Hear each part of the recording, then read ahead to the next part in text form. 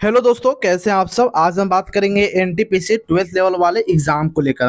देखिए, जब से आप लोगों ने एग्जाम दिया था तभी से आप लोग के मन में कहीं ना कहीं सवाल चल रही थी कि इस बार उत्तर कुंजी यानी कि आंसर की कब तक देखने को मिलेगी, सेफ स्कोर क्या रहेगी, कितने लोग इस बार एग्जाम दिए, कितने लोगों ने इस एग्जाम को स्किप किया। सारी जानकारी आपको इस वीडियो में प्रोवाइड कराने वाले हैं। कौन सा शिफ्ट ईजी रहा, कौन सा शिफ्ट हार्ड रहा, सारा कंफ्यूजन आपको इस वीडियो में खत्म करने वाले हैं। चैनल पर पहले बार विजिट किया तो चैनल को आप सब्सक्राइब कर सकते हो, वाला का दबा सकते हो, क्योंकि एनटीपीसी 12th लेवल से जुड़ी कोई भी जानकारी आती है, लेटेस्ट अपडेट आती है, तो सबसे पहले आपको इस चैनल पर टाइम टू टाइम देखने को मिलती है। आगे बढ़ने से पहले मैं आपको बता दूं, अगर आप किसी भी गवर्नमेंट जॉब की तैयारी करते हो, चाहे वह एसएससी हो, रेलवे हो, या किसी भी अदर स्टेट लेवल एग्जाम की तैयारी करते हो, तो उसमें मॉक को लगाना काफी इंपॉर्टेंट हो जाती है। क्योंकि आप सभी को पता है इस वक्त जो भी चल रही है, किसी भी एग्जाम को लेकर चले तो उसमें सेक्शनल टाइमिंग को लेकर काफी बढ़ावा देखने को मिल रही है। अभी आप एसएससी में देख सकते हो, कुछ दिन बाद आप रेलवे में भी यही हाल देखोगे। कंपटीशन कम करने के लिए कि टाइमिंग ला दिया जाएगा, यानी कि मैथ आपको इतने मिनट में इतना क्वेश्चन सॉल्व करना पड़ेगा, इतने में इतना रीजनिंग सॉल्व करना पड़ेगा। इसके इसके लिए आपको पीवाईक्यू या टाइमिंग के साथ मॉक लगाना काफ़ी इंपॉर्टेंट हो जाती है। तो टेक्स्ट बुक लाया है जून कार्बोनियल सेल, जो आपको 27 से 30 जून तक देखने को मिल जाएगी। वो अभी आप जाकर परचेज कर सकते हो। अगर आप मेरा कूपन कोड HOOD12 यूज करोगे तो 12% का आपको इंस्टेंट डिस्काउंट देखने को मिल जाएगी। जो यह आपको मॉक हमेशा 1200 में देखने को मिल रही है, मिलती थी, अभी वो आपको 351 रुपया में ईयरली टेक्स्ट बुक पास आपको देखने को मिल जाएगी 1 साल के लिए। इसमें हजारों लाखों मॉक आपको किसी भी एग्जाम की प्रिपरेशन के लिए मदद करेगी। उसमें अवेलेबल है पीवाईक्यू अवेलेबल रहेंगे, टाइमिंग सेक्शनल मॉक आपको अवेलेबल रहेंगे, तमाम तरीके से पहुंच जा रहे हैं। इसमें आपको ऐसे ऐसे sectional, subject wise, topic wise, chapter wise सारा मॉक अवेलेबल है। किसी भी एग्जाम की आप तैयारी क्यों ना करो तो आप यह खरीद सकते हो। इसका लिंक आपको डिस्क्रिप्शन बॉक्स में दिया गया, वहां से भी आप परचेस कर सकते हो। मेरा कूपन कोड अगर यूज करोगे तो 12% का फिर आपको डिस्काउंट देखने को मिल जाएगी। ठीक है, आगे बढ़ते हैं और सबसे पहले बात करेंगे एनटीपीसी अंडर ग्रेजुएट परीक्षा को लेकर। देखिए, यह जो भी आपको मैं डाटा बता रहा हूँ यह आपको आज तक रिपोर्ट के अनुसार है, यानी कि इसमें मेरा किसी भी तरह कोई भागीदारी नहीं है। इसका पूरा क्रेडिट आज तक न्यूज को जाता है, इसलिए मैं आपको पहले बता दिया। सबसे पहले बात करेंगे इसके थोड़ा सा हेडिंग को लेकर। तो देखिए, हेडिंग में क्या दिया है कि आरआरबी एनटीपीसी अंडर ग्रेजुएट परीक्षा संपन्न 27 या 28 जून को उत्तर कुंजी जारी होने की प्रबल संभावना। यानी कहने का मतलब है आज से कल तक उत्तर कुंजी जारी कर दिया जाएगा। क्या कुछ है पूरा खबर हम पढ़ेंगे इस वीडियो में। देखिए, रेलवे भर्ती बोर्ड आरआरबी द्वारा आयोजित बहु प्रतीक्षित नॉन टेक्निकल पॉपुलर कैटेगरी यानी कि एनटीपीसी अंडर ग्रेजुएट लेवल की परीक्षाएं सफलतापूर्वक समाप्त हो चुकी है, संपन्न हो चुकी है। इस व्यापक भर्ती परीक्षा के तहत कुल 3058 रिक्त पदों को भरा जाना है। रेलवे की इस नौकरी के प्रति युवाओं का भारी उत्साह देखने को मिला, क्योंकि इन पदों के लिए लगभग 63,55,543 उम्मीदवार आवेदन किया था। हालांकि कड़े मुकाबले वाली इस परीक्षा के दौरान कुल 45,65,000 के अप्रॉक्स में उम्मीदवार उपस्थित हुए। यह परीक्षा 2 प्रमुख चरणों में संपन्न हुई। पहला आपका 7 से 9 मई और सेकेंड फेज आपका चली थी 13 से लेकर 20 जून तक। ठीक है, और इस देश भर में विभिन्न परीक्षा केंद्रों पर आयोजित की गई थी परीक्षा।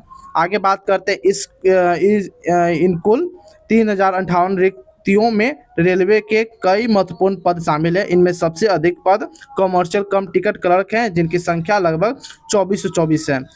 20 जून को अंतिम चरण की परीक्षा समाप्त होने के बाद छात्र अपने प्रदर्शन का मूल्यांकन के लिए बेसब्री से इंतजार कर रहे हैं। अब लाखों परीक्षार्थियों के निगाहें रेलवे के भर्ती बोर्ड द्वारा आयोजित की जाने वाली आधिकारिक उत्तर कुंजी पर टिकी हुई है।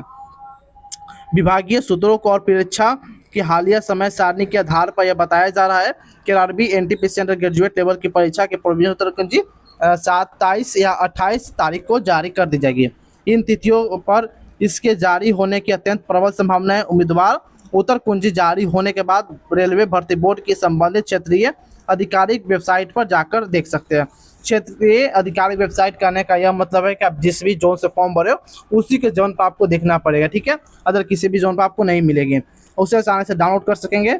इससे छात्र या छात्राएं अपनी संभावित अंकों का सटीक प्राथमिकता आकलन कर पाएंगे और आगे की चरण प्रक्रिया के लिए अपनी तैयारी की रणनीति को दिशा दे सकेंगे। आई होप यह डाटा आपको समझ में आ चुका होगा। देखिए, ये जितना भी मैंने आपको अभी जानकारी दिया सारा कुछ आज तक रिपोर्ट के अनुसार है। अब आपको लग रहा हो कि हम अपने फ़ोन में इसे कैसे देख सकते हैं या न्यूज़पेपर को या न्यूज़ आर्टिकल को कैसे पढ़ सकते हैं। तो देखिए फर्स्ट ऑफ ऑल आपको सबसे पहले गूगल क्रोम पर जाने होंगे, वहाँ पर आप जैसे ही जाओगे तो सबसे पहले आपको लिखना होगा RRB NTPC under graduate answer की अपडेट और लास्ट में आपको आज तक लगा देनी होगी ताकि आपको आज तक के वेबसाइट सबसे पहले देखने को मिल जाए। हालांकि मैंने 2-3 वेबसाइट और चेक करी थी, आज तक, इंडिया टुडे और एक हिंदुस्तान टाइम्स, मैंने उस पर भी किसी प्रकार का इसका हालिया अपडेट नहीं देखी। सबसे पहले मैंने देखा तो आज तक भी देखा, तो इसके लिए मैं आपको वीडियो बनाकर आप सभी को मैंने बता दिया। अब आगे बात कर लेते हैं जो कि इंपॉर्टेंट है कुछ हाइलाइट्स को लेकर। जैसे कि इसमें टोटल 3058 पोस्ट है, फॉर्म 63 लाख के अप्रॉक्स में भरे गए, प्रेजेंट कैंडिडेट 45 लाख के अप्रॉक्स में। जो डाटा पिछले मैंने आपको अभी यहाँ पर बताया सारा कुछ मैंने यहाँ पर ये भी शो कर दिया ताकि आपको एक जगह डाटा मिल सके, और 2 चरणों में आपका एग्जाम हुआ है, सारा कुछ आपको पहले ही देख चुके हैं। आगे बात करते हैं टोटल वैकेंसी को लेकर। ठीक है, मैंने जो बात कर रहे हैं टोटल वैकेंसी को लेकर, तो कमर्शियल कम टिकट क्लर्क की बात करेंगे तो इसमें 24 से 24, अकाउंटेंट क्लर्क कम टाइपिस्ट की बात करेंगे तो 303, जूनियर क्लर्क कम टाइपिस्ट की बात करेंगे तो 252 पोस्ट और ट्रेन क्लर्क में 79 पोस्ट टोटल है। ठीक है, जैसा कि आप न्यूज़ में भी देखे होंगे कि सबसे ज़्यादा पोस्ट इसी में है कि कमर्शियल कम टिकट क्लर्क में, यानी कि 24 से 24 पोस्ट है। बाकी सभी में कम है लेकिन इसमें बहुत ज़्यादा है और इसके लिए ज़्यादा लोग फॉर्म भरे हैं। ठीक है, आगे बात करते हैं इसमें वैकेंसी वाइज किस कैटेगरी में किस जोन में कितनी वैकेंसी है। देखिए अगर जोन वाइज अगर बात करेंगे तो कोलकाता में सबसे ज़्यादा वैकेंसी है जो कि लगभग 500 पदों पर, यानी कि कुल 499 पदों पर वैकेंसी निकाली गई थी। उसके बाद मालदा 196, और कोलकाता के बाद बात किया जाए तो मुंबई आती है जो कि 494 पदों पर वैकेंसी निकाली गई। बाकी सभी में सबसे कम बात करेंगे तो सिलीगुड़ी में मात्र 1 पदों पर वैकेंसी निकाली गई है। अगर बात करेंगे इसके बाद कौन सा है जो कि आप देख सकते हो पटना में 24 पदों पर मात्र वैकेंसी है, रांची में 56 पदों पर वैकेंसी है, चेन्नई में 80 पदों पर वैकेंसी है, बिलासपुर में 69 पदों पर वैकेंसी है। यानी कि सबसे ज़्यादा मात्र कोलकाता और मुंबई में ही वैकेंसी देखने को इस बार मिली है, जो कि सबसे ज़्यादा लोग यहाँ ही फॉर्म भरे हैं। ठीक है, आई होप ये डाटा आप सभी को समझ में आ चुका होगा। आगे बात करते हैं CBT-1 एग्जाम पैटर्न को लेकर। देखिए आप लोगों ने एग्जाम दे चुके हैं तो आप सभी को अच्छे से मालूम होगा, बखूबी मालूम होगा एग्जाम का लेवल क्या रहा। फिर मैं आप सभी को आपको सिर्फ 1 या 2 कैंडिडेट का डाटा मालूम है, लेकिन मैं आपको लगभग बहुत सारे कैंडिडेट का, लाखों लाख कैंडिडेट का मैं आपको डाटा बताने वाला हूँ। सबसे पहले जनरल अवेयरनेस की हम बात करेंगे तो 40 क्वेश्चन पूछे गए थे जो कि आपके 40 नंबर के हैं। इसी प्रकार से सारा आपको 30 क्वेश्चन 30 मार्क्स का, 30 क्वेश्चन 30 मार्क्स का पूछे गए। यानी कि नंबर ऑफ क्वेश्चन की बात करेंगे CBT-1 में तो 100 क्वेश्चन 100 मार्क्स के पूछे गए थे। इसके लिए निगेटिव मार्किंग भी रखी गई है। और टाइमिंग की बात करेंगे तो 90 मिनट यानी कि 1.5 घंटे का आपको समय मिला था। CBT-1 कितने लोग क्वालिफाई करेंगे तो मैं आपको बता दूं CBT-1 क्वालिफाई करने वालों की संख्या 15 गुना होगी, यानी कि पोस्ट से 15 गुना, जितनी पोस्ट है उससे 15 गुना आपके कैंडिडेट सिलेक्ट होंगे CBT-1 में, यानी कि यह कैंडिडेट CBT-2 में परीक्षा देंगे। आगे बात करते हैं सब्जेक्ट वाइज डिफिकल्टी लेवल को लेकर। अगर करंट अफेयर जीके जीएस की अगर हम बात करें तो आपके हार्ड लेवल के पूछे गए थे। अक्सर सभी एग्जाम में अगर आप जीके जीएस या करंट अफेयर की बात करेंगे वह हार्ड ही पूछी जाती है। मैथ की जहाँ तक बात करेंगे तो मैथ आपका मॉडरेट टू हार्ड रहा, रीजनिंग मॉडरेट देखने को मिली है। देखिए मैथ के अगर स्तर की बात करेंगे तो ये भी मॉडरेट मानी जा सकती है, लेकिन बहुत सारे ऐसे प्रश्न इसमें पूछे गए जो कि काफ़ी कैलकुलेटिव थे, पॉइंट वाला, या बहुत सारे ऐसे कैलकुलेटिव प्रश्न जिसमें टाइम टेकन सवाल बहुत ज़्यादा आ चुके थे। रीजनिंग की बात किया जाए, रीजनिंग सभी लोग इजी टू मॉडरेट बता रहे हैं। इसमें बहुत सारे puzzle, number missing, blood relation के कारण ये थोड़ा मॉडरेट बताई जा रही है, लेकिन सभी अच्छे खासे रीजनिंग में भी क्वेश्चन सही कर पा रहे हैं। बाकी सारा कुछ आंसर के आने के बाद आज शाम को पता चल जाएगा, उससे भी काफ़ी एक्यूरेट जानकारी हमें मिल जाएगी। ठीक है, आगे बात करते हैं date, exam date and shift analysis की हम बात करेंगे। देखिए सबसे पहले बात करेंगे 7 मई को लेकर, तो पहली शिफ्ट आपकी हार्ड रही 7 मई की, second shift moderate to hard रही, थर्ड शिफ्ट मॉडरेट रही। वहीं बात करेंगे 8 मई को लेकर, तो 8 मई के पहले shift moderate and second shift easy to moderate and third shift moderate to hard. 9 मई की बात करेंगे, पहले shift hard, second shift hard और थर्ड शिफ्ट आपके मॉडरेट रही। 13 जून की बात करेंगे, यानी कि सेकंड फेज की पहले एग्जाम की बात करेंगे, तो first shift moderate, second shift moderate and third shift moderate. यानी कि सेकंड शिफ्ट की पहले एग्जाम की बात करेंगे, वो तीनों शिफ्ट लगभग समान रही, मॉडरेट लेवल की देखने को मिली थी।